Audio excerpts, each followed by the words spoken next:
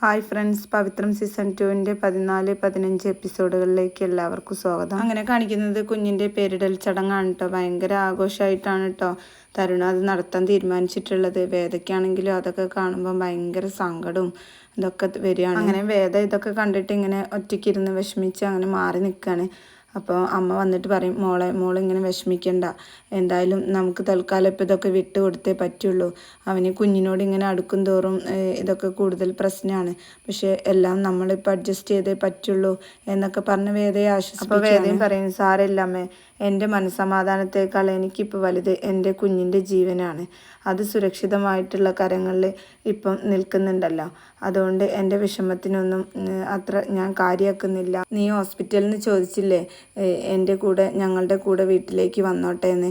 ആ നിമിഷം മുതൽ എൻ്റെ മകൻ്റെ കുഞ്ഞായിട്ടല്ല, എൻ്റെ മകളുടെ കുഞ്ഞായിട്ടാണ് ഞാൻ ആ കുഞ്ഞിനെ കാണുന്നത് എന്നൊക്കെ പറയുമ്പോൾ വേദയ്ക്കും തന്നെ ഒരു വല്ലാത്ത സമാധാനമൊക്കെ തോന്നുകയാണ്. അങ്ങനെ പിറ്റേ ദിവസം വേദയും അമ്മയും കൂടെ ചേർന്ന് കുഞ്ഞിനെ കുളിപ്പിക്കുകയൊക്കെയാണ്. വേദ എണ്ണയൊക്കെ തേച്ച് കയ്യിലും കാലിലൊക്കെ തടവി കൊടുക്കുന്നൊക്കെ ഉണ്ട് കുഞ്ഞിന്.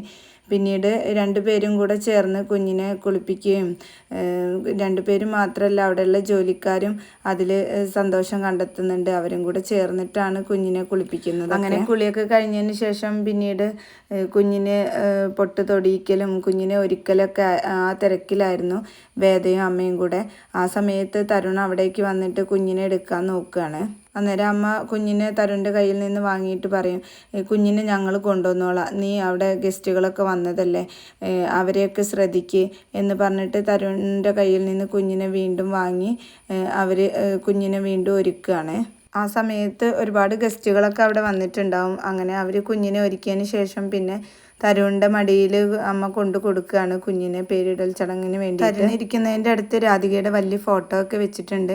അപ്പോൾ രാധികയുടെ അടുത്ത് തന്നെയാണ് കേട്ടോ തരുണ് വന്നിരിക്കുന്നത്. അമ്മയും അച്ഛനും കുഞ്ഞും എന്നുള്ള രീതിയിലാണ് തരുണ് ആ ഒരു ചടങ്ങിനെ കാണുന്നത്. അങ്ങനെ തരുണ് കുഞ്ഞിൻ്റെ പേര് വിളിക്കുന്നതൊക്കെ ദൂരെ നിന്ന് വേദ ഇങ്ങനെ ഒരു അന്യയെപ്പോലെ നോക്കി നിൽക്കുകയാണ്. അതൊക്കെ കാണുമ്പോൾ അമ്മയ്ക്കും വിഷമമാവുന്നുണ്ട്. അങ്ങനെ കുറച്ച് കഴിഞ്ഞ് പിന്നെ വേദ കുഞ്ഞിനെ എടുത്തു കൊണ്ടുപോകുന്നുണ്ട്.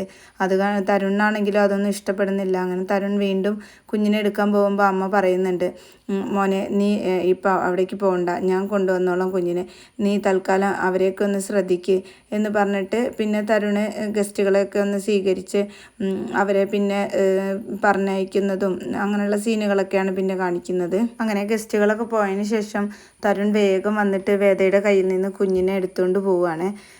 അങ്ങനെ എടുത്തുകൊണ്ട് പോയിട്ട് പിന്നെ രാധികയുടെ ഫോട്ടോ ഹാളിൽ രാധികയുടെ വലിയ ഫോട്ടോ ഉണ്ടാവും.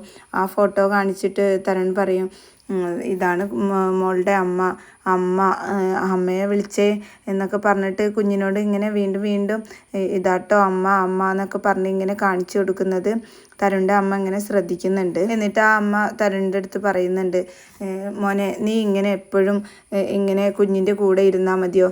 എപ്പോഴും നിനക്ക് അവളെ ഇങ്ങനെ ശ്രദ്ധിക്കാൻ പറ്റുമോ? അവൾക്ക് ഇനി കുറച്ച് കഴിഞ്ഞാൽ സ്കൂളിലൊക്കെ പോയി തുടങ്ങണ്ടേ, നീ തൽക്കാലം ഇപ്പം ജോലിക്കൊക്കെ പോയി തുടങ്ങ് എന്നൊക്കെ പറഞ്ഞ് തരുണിനോട് കാര്യങ്ങളൊക്കെ പറഞ്ഞു കൊടുക്കുകയാണ്. എന്നിട്ട് പറയും, അതുമാത്രമല്ല ഈ കുഞ്ഞു മനസ്സിൽ ഇപ്പോഴേ അമ്മയില്ലാത്തവൾ എന്ന് പറഞ്ഞ് ആ കുഞ്ഞു മനസ്സിനെ ഇപ്പോഴേ അത് പറഞ്ഞ് പഠിപ്പിക്കണോ എന്ന് ചോദിക്കുമ്പോൾ പറയും, പിന്നെ അവൾക്ക് അമ്മയില്ലല്ലോ അമ്മേ, അവൾക്ക് പിന്നെ ഞാൻ എന്ത് പറഞ്ഞു കൊടുക്കണം എന്ന് ചോദിക്കുമ്പോൾ പറയും, ആ സ്ഥാനത്ത് ഇപ്പോൾ ഒരാളുണ്ടല്ലോ. അത് കേൾക്കുമ്പോൾ തരുൺ ചോദിക്കുകയാണ്, എൻ്റെ രാധികയുടെ സ്ഥാനത്ത് ആ സ്ത്രീയെ ഞാൻ കാണണം എന്നാണ് അമ്മ പറയുന്നത്. അങ്ങനെ ഞാൻ പറഞ്ഞില്ലല്ലോ മോനെ, അവളുടെ കാര്യങ്ങളൊക്കെ നോക്കാൻ ഇപ്പം ആ കൊച്ചുണ്ടല്ലോ, മോൻ തൽക്കാലം ഇപ്പോൾ ജോലിക്ക് പോയി തുടങ്ങ് എന്നൊക്കെ പറഞ്ഞ് തരുണിനെ കാര്യങ്ങളൊക്കെ പറഞ്ഞു ബോധ്യപ്പെടുത്തുക. പിന്നെ കാണിക്കുന്നത് കോടതിയിൽ വിചാരണ നടക്കുകയാണ് കേട്ടോ. ശങ്കരനാരായണ സാറ് വിക്രത്തിന് വേണ്ടിയിട്ട് വാദിക്കുന്നുണ്ട്. പുതിയ സാക്ഷികളൊക്കെ കൊണ്ടുവരുന്നുണ്ട്. മൈക്കിളച്ചനെയും വർഗീസേട്ടനെയും അതുപോലെ സേതുവിനെയും ഇവരൊക്കെ കൊണ്ടുവരുന്നുണ്ട്. അങ്ങനെ ശങ്കരനാരായണ സാറ് ഓരോരുത്തരായിട്ട് ചോദ്യം ചെയ്ത് കാര്യങ്ങളൊക്കെ ബോധ്യപ്പെടുത്തുന്നുണ്ട് കേട്ടോ. ആ ഒരു സമയത്തും നമ്മുടെ ശ്രീകാന്ത് വളരെയധികം കോൺഫിഡൻസോട് കൂടിയിട്ടാണ് കേട്ടോ അവിടെ ഇരിക്കുന്നത്. ദർശൻ കൂടെ ഉള്ളതുകൊണ്ട് തന്നെ ഒരിക്കലും വിക്രത്തിന് പുറത്തിറക്കാൻ കഴിയില്ല. ഈ സാക്ഷികളെ കൊണ്ടൊന്നും ഒരു കാര്യമില്ല എന്നുള്ള ദർശൻ്റെ ഒരു ബലത്തിലാണ് ശ്രീകാന്ത് അവിടെ ഇരിക്കുന്നത്. അങ്ങനെ ശങ്കരനാരായണൻ സാറ് ഓരോരുത്തരായിട്ട് ചോദ്യം ചെയ്യുന്നതിൽ നിന്നും ഇടുക്കിയിലേക്ക് വിക്രം വേദയും വരാനുണ്ടായ കാരണവും അതുപോലെ വരുണിൻ്റെ കൊലക്കേസും പിന്നെ ശ്രീകാന്തും ചന്ദ്രശേഖരനും പിന്നാലെ അവരെ ഭീഷണിപ്പെടുത്തി അവരെ കൊല്ലാൻ വരുന്ന കാര്യങ്ങളും ഇങ്ങനെ ഓരോരുത്തരായിട്ട് ഓരോന്നായിട്ട് ഇങ്ങനെ കോടതിയുടെ മുമ്പിൽ വെളിപ്പെടുത്തുകയാണ്. ഇപ്പം വർഗീസേട്ടനാണെങ്കിലും മേരി ചേച്ചിയാണെങ്കിലും അച്ഛനാണെങ്കിലും എല്ലാവരും സത്യസന്ധമായിട്ടാണ് കാര്യങ്ങളൊക്കെ പറയുന്നത് എങ്കിലും കോടതിക്ക് തെളിവുകളാണ് ആവശ്യം. ഇവരുടെ വാദങ്ങളൊന്നും കോടതി അത്ര ഉൾക്കൊള്ളണമെന്നില്ല. എന്നാലും ചന്ദ്രശേഖരൻ സാറ് ശങ്കരനാരായണ സാറ് ഭയങ്കര കോൺഫിഡൻസോട് കൂടിയിട്ടാണ് ഈ ഒരു സാക്ഷികളെയൊക്കെ ഇവിടെ വിസ്തരിക്കാൻ കൊണ്ടുവന്നത്. പക്ഷേ ദർശനാണെങ്കിലോ ഭയങ്കര ഇതുകൊണ്ടൊന്നും ഒരു കാര്യമില്ല എന്നുള്ള രീതിയിൽ അത്രയും കോൺഫിഡൻസോട് കൂടിയിട്ടാണ് ദർശൻ അവിടെ ഇരിക്കുന്നത്. അങ്ങനെ സേതുവിനെ ചോദ്യം ചെയ്യുന്ന സമയത്ത് ദർശൻ ഒരു കാര്യം ചോദിക്കാനുണ്ട് എന്ന് പറയുമ്പം ജഡ്ജി ചോദിച്ചോളൂ എന്ന് പറയുകയാണ്. എന്നിട്ട് ദർശൻ ചോദിക്കുന്നുണ്ട്, സേതു ഇപ്പോൾ ഇവിടെ പറഞ്ഞ കാര്യങ്ങളൊക്കെ സേതു നേരിട്ട് കണ്ടതാണോ അതോ വിക്രം പറഞ്ഞിട്ടുള്ള കാര്യങ്ങളാണോ എന്ന് ചോദിക്കുകയാണ്. അന്നേരം സേതു പറയുന്നുണ്ട് കേട്ടോ വിക്രം പറഞ്ഞതാണെന്ന്. അപ്പം നോട്ട് ദ പോയിന്റ് എന്നും പറഞ്ഞിട്ട് ദർശന് അവിടെ ഇരിക്കുന്നുണ്ട്. കാരണം വിക്രം പറഞ്ഞിട്ടുള്ളതാണല്ലോ, അതുകൊണ്ട് തന്നെ അത് നേരിട്ടുള്ളൊരു സാക്ഷിയായിട്ടുള്ള കാര്യങ്ങളല്ലല്ലോ എന്നുള്ള ധൈര്യത്തിലാണ് ദർശൻ അവിടെ ഇരിക്കുന്നത്. പക്ഷേ വിക്രമിനെയും വേദയും ആക്രമിക്കുന്നത് സേതു നേരിട്ട് കണ്ടിട്ടുണ്ട് എന്ന് തന്നെ സേതു അവിടെ നിന്ന് ആ കാര്യങ്ങളൊക്കെ സേതു പറയുന്നുണ്ട്. പിന്നീട് അച്ഛനെ ചോദ്യം ചെയ്യുന്നുണ്ട്. അപ്പോൾ അച്ഛൻ പറയുന്നുണ്ട്, എനിക്ക് കുമ്പസാരിക്കുന്ന കാര്യം സാധാരണ പുറത്ത് പറയരുത് എന്നാണ്, പക്ഷേ എനിക്കിവിടെ പറയാൻ ദൈവത്തിൻ്റെ അനുവാദമുണ്ട് എന്ന് പറഞ്ഞിട്ട് വിക്രം അന്ന് അച്ഛൻ്റെ കൂടെ ഉണ്ടായിരുന്ന സമയത്ത് കുമ്പസരിച്ച കാര്യങ്ങളൊക്കെ അച്ഛൻ തുറന്നു പറയുന്നുണ്ട് കോടതിയുടെ മുമ്പിൽ. അങ്ങനെ ഇവരെ ചോദ്യം ചെയ്യലിന് ശേഷം പിന്നീട് ശങ്കരനാരായണ സാർ പറയുന്നുണ്ട്, വേദയ്ക്ക് ഒരു കുഞ്ഞുണ്ടായാൽ ആ കുഞ്ഞ് ശ്രീകാന്തിന് ഭീഷണിയായി മാറും എന്ന ആ ഒരു ശത്രുതയാണ് ഈ ഒരു കൊലപാതകത്തിലേക്ക് എത്തിച്ചത്. വിക്രം ഉള്ളിടത്തോളം കാലം വേദയൊന്നും ചെയ്യാൻ കഴിയില്ല എന്ന് മനസ്സിലാക്കിയ അവർ വിക്രത്തിനെയാണ് ആദ്യം പ്ലോട്ട് ചെയ്തത്. പല രീതിയിൽ കൊടുക്കാൻ നോക്കിയെങ്കിലും കഴിഞ്ഞില്ല. അവസാനമാണ് ഇലക്ഷൻ കാലത്ത് വരുണിൻ്റെ കൊലപാതകം വിക്രത്തിൻ്റെ തലയിൽ കെട്ടിവെക്കാൻ നോക്കി. അതറിയാവുന്ന പ്രതികൾ സത്യം പുറത്തറിയാമെന്ന് ഭയന്ന് ആദ്യം അവർ പുളിക്കനെ കൊന്നു. പിന്നെയാണ് അനിയൻകുട്ടനെ അവർ ഇല്ലാതാക്കാൻ നോക്കിയത്. വിക്രത്തിനൊരിക്കലും ചന്ദ്രശേഖരനെ കൊല്ലാൻ ഉദ്ദേശമില്ലായിരുന്നു. ഈ സാക്ഷിമൊഴികളിൽ നിന്നൊക്കെ നമുക്ക് വ്യക്തമാണ്. അയാൾക്ക് ഇവരെയൊക്കെ നിയമത്തിന് മുമ്പിൽ കൊണ്ടുവരണമെന്നായിരുന്നു ഉദ്ദേശം. വേദയൊത്തുള്ള ഒരു ജീവിതം അയാൾ സ്വപ്നം കണ്ടിരുന്നു. പിന്നെ വിക്രം ഈ കൊലപാതകം ചെയ്തിട്ടുണ്ടെന്ന് പറയുന്ന ഏക സാക്ഷി ജോബിയാണ്. ജോബിയാണെങ്കിലോ കമ്പനിയിൽ അയാളുടെ കള്ളത്തരങ്ങൾ കണ്ടെത്തുകയും അയാളുടെ ജോലിയിൽ നിന്ന് പുറത്താക്കുകയും ഒക്കെ ചെയ്തത് വേദക്കാരനാണ്. ആ ഒരു പകയാണ് അയാളെ ഇങ്ങനെ ഒരു സാക്ഷി പറയാൻ പ്രേരിപ്പിച്ചിട്ടുള്ളത്. സർ, ഒരു കേസിലും നിരപരാധികൾ ശിക്ഷിക്കപ്പെടരുത്. വിക്രമിൻ്റെ കേസിൽ എത്രയും പെട്ടെന്ന് കേസ് ഫയൽ ചെയ്യാനായിരുന്നു പോലീസിന് തിടുക്കം. സർ, അതുകൊണ്ട് ഈ കേസ് എത്രയും പെട്ടെന്ന് ഒരു ക്രൈംബ്രാഞ്ചിനെ ഏൽപ്പിക്കണം എന്നതാണ് എൻ്റെ അപേക്ഷ. ചന്ദ്രശേഖരൻ കൊല്ലപ്പെട്ട സ്ഥലം, കണ്ണീർ മല എന്ന സ്ഥലം, ഇതെല്ലാം ശാസ്ത്ര പരിശോധനയ്ക്ക് വിധേയമാക്കണം എന്നാണ് എൻ്റെ അഭ്യർത്ഥന എന്നൊക്കെ പറഞ്ഞ് ചന്ദ്രശേഖരൻ സാറ് കോടതിയിൽ സാറിൻ്റെ മുന്നിൽ അഭ്യർത്ഥിക്കുകയാണ്. അങ്ങനെ ചന്ദ്രശേഖരൻ സാറിൻ്റെ വാദങ്ങൾക്ക് ശേഷം പിന്നെ ദർശന് എണീറ്റ് നിന്ന് ദർശന് ചോദ്യം ചെയ്യാണ്. ആ സമയത്ത് ദർശന് ആദ്യം ചന്ദ്രശേഖരൻ സാറിനെ ഒന്ന് പരിഹസിക്കുന്നൊക്കെ ഉണ്ട്. അതിനുശേഷമാണ് ദർശൻ പിന്നെ കാര്യത്തിലേക്ക് വരുന്നത്. ഇവിടെ ഒരു കാരണവുമില്ലാതെ കുറേ സാക്ഷികളെയും സെൻറ്റിമെൻറ്റ്സും നാടകീയതയും അവതരിപ്പിച്ച് വെറുതെ കോടതിയുടെ വിലപ്പെട്ട സമയം കളയാനാണ് ഇവിടെ നോക്കിയത്. അതിനെതിരെ തക്കതായ നടപടി വേണം എന്നാണ് എനിക്ക് പറയാനുള്ളത്. വരുൺ കൊലക്കേസിൽ ഒരുപക്ഷെ വാസവൻ കേസ് പിൻവലിച്ചിട്ടുണ്ടാവാം എന്ന് കരുതി വിക്രം ആ കേസിൽ നിരപരാധിയാണെന്ന് ഇതുവരെ തെളിഞ്ഞിട്ടൊന്നുമില്ല. പിന്നെ ഈ ഒരു കേസ് അന്വേഷിക്കുന്നതിൽ പ്രോസിക്യൂഷന് എതിർപ്പൊന്നുമില്ല. ആ ഒരു കേസ് അന്വേഷിക്കുന്നതിലൂടെ വിക്രമിന് ഇരട്ട ജീവപര്യന്തം നേടിക്കൊടുക്കാം. വരുൺ കൊലക്കേസിൽ ഒളിവിൽ പോയ പ്രതി ജസ്റ്റിസ് ശങ്കരനാരായണൻ്റെ വീട്ടിലായിരുന്നു ഒളിവിൽ താമസിച്ചിരുന്നത്. അപ്പം അദ്ദേഹത്തിൻ്റെ അനുമതിയോട് കൂടിയാണ് വരുൺ കൊലക്കേസ് നടന്നത് എന്ന് കോടതിയിൽ തെളിയിച്ചാൽ ഇത്തിരി വേർക്കേണ്ടി വരും ഡിഫൻസ് വക്കീലെ എന്ന് പറഞ്ഞിട്ട് സാറെ ഇങ്ങനെ കളിയാക്കുകയാണ് ദർശൻ. അതിനുശേഷം പിന്നെ ദർശൻ ഇവിടെ സാക്ഷി പറഞ്ഞിട്ടുള്ളവരെ എനിക്ക് ഒന്നുകൂടെ വിസ്തരിക്കണം എന്ന് പറഞ്ഞിട്ട് വർഗീസേട്ടനെയും സേതുവിനെയും അച്ഛനെയും മേരി ചേച്ചിയൊക്കെ ഒന്നുകൂടെ ചോദ്യം ചെയ്യാണ് ദർശൻ. അവരെ ഓരോരുത്തരായിട്ട് ചോദ്യം ചെയ്ത് അവരെയൊക്കെ ബുദ്ധിമുട്ടിക്കുന്നുണ്ട് കേട്ടോ.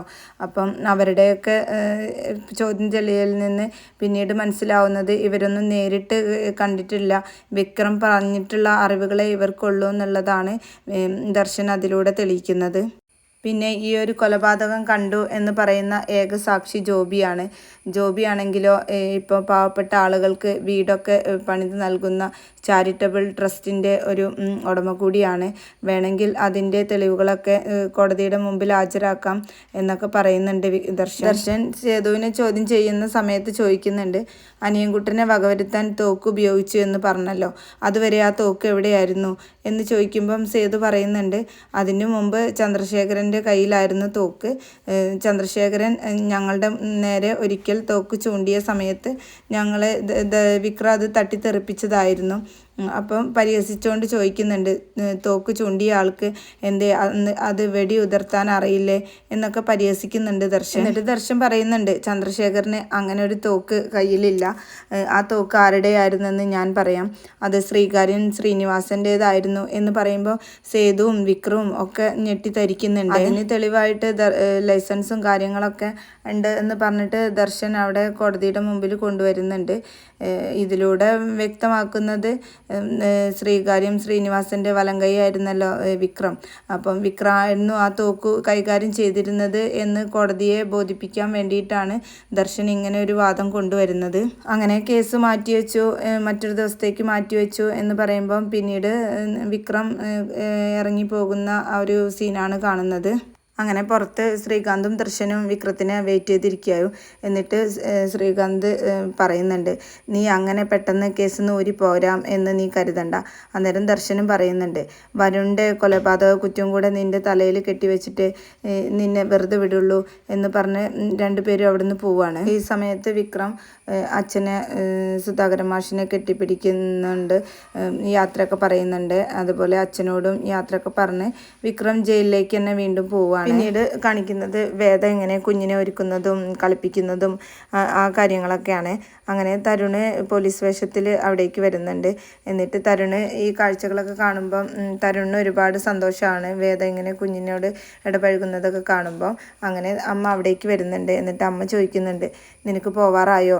അതാ അമ്മ, ഞാൻ ഇറങ്ങാറായി എന്ന് പറഞ്ഞിട്ട് തരുണ ജോലിക്ക് പോവുകയാണ്. അതിനുശേഷം അമ്മ വേദയുടെ അടുത്ത് വന്നിട്ട് പറയും, മോള് കുഞ്ഞിനെ ഉറക്കിയിട്ട് ഒന്ന് മുകളിലേക്ക് വായോ എന്ന് പറഞ്ഞിട്ട് രണ്ടുപേരും മുകളിലെ റൂമിലേക്ക് പോവുക. എന്നിട്ട് അമ്മ പറയും, മോളുടെ ജീവിതത്തിൽ ഇപ്പം നടന്നുകൊണ്ടിരിക്കുന്ന കാര്യങ്ങളൊക്കെ അമ്മയ്ക്കറിയാം. തരുണ് സത്യങ്ങളൊക്കെ അറിഞ്ഞാൽ തരുണ് ആ നിമിഷം തന്നെ മോൾ ഒറ്റപ്പെടും എന്നുള്ള കാര്യങ്ങളൊക്കെ അമ്മയ്ക്കറിയാം. അതുകൊണ്ട് തന്നെ മോൾക്ക് ഇനിയും അതിജീവിക്കേണ്ടതുണ്ട്. അതിന് പറ്റിയ ഒരു മരുന്നായിട്ടാണ് ഞാൻ മോൾക്ക് അത് കാട്ടിത്തരാനാണ് കൊണ്ടുവന്നത്. മോൾക്ക് വരാൻ പോകുന്ന പ്രശ്നങ്ങളൊക്കെ അതിജീവിക്കാൻ മോൾക്ക് ഈ ഒരു മുറി സഹായിക്കും എന്ന് പറഞ്ഞിട്ട് ആ മുറി കാണിച്ചു കൊടുക്കുകയാണ്. അതിലാണെങ്കിലോ കുറേ ബുക്സുകളും ഫോട്ടോസും എല്ലാം ഉള്ള ഒരു റൂമാണ്. അതൊക്കെ ഇങ്ങനെ നോക്കിക്കൊണ്ട് വേദ ഇങ്ങനെ നിൽക്കുകയാണ്. അങ്ങനെ ആ ഒരു സീനോട് കൂടിയിട്ടാണ് കേട്ടോ ഈ എപ്പിസോഡ് അവസാനിക്കുന്നത്. ഈ ആഴ്ചയിലെ 5 എപ്പിസോഡുകളും ഞാൻ അപ്ലോഡ് ചെയ്തിട്ടുണ്ട്. അപ്പം മുന്നേ ഉള്ള എപ്പിസോഡുകളൊക്കെ കാണാൻ താല്പര്യമുള്ളവർക്ക് എൻ്റെ ചാനലിൽ കയറി കാണാവുന്നതാണ്.